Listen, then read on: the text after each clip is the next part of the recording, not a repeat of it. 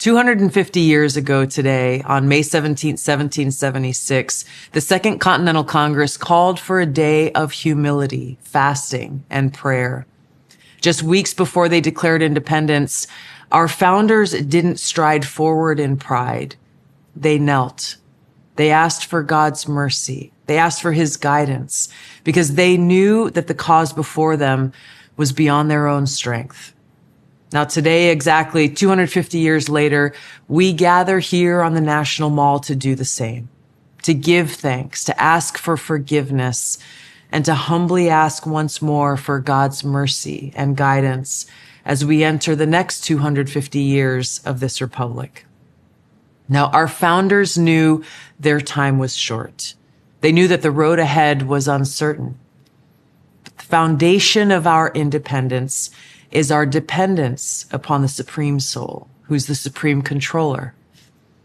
Now, all of us and all of our leaders need to get on our knees and prostrate ourselves before the Supreme Lord, acknowledging that we are totally dependent upon him for our success, indeed, for our survival.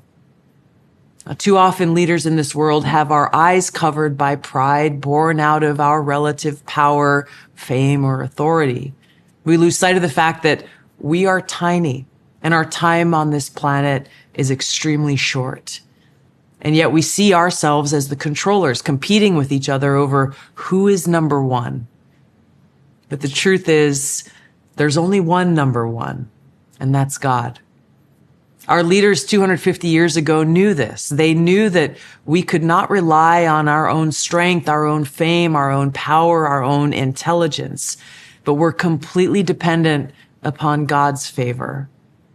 And so they humbly approached that day of fasting 250 years ago, asking God for his protection, his guidance, his mercy.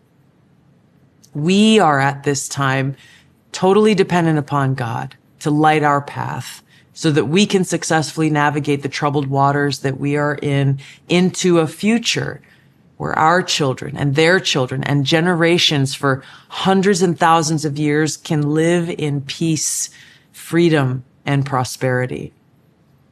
So on this day, let us humble ourselves before God. Let us beg for his mercy and guidance.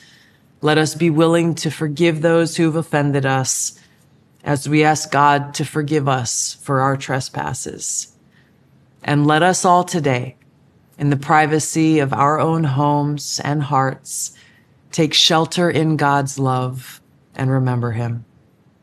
Aloha.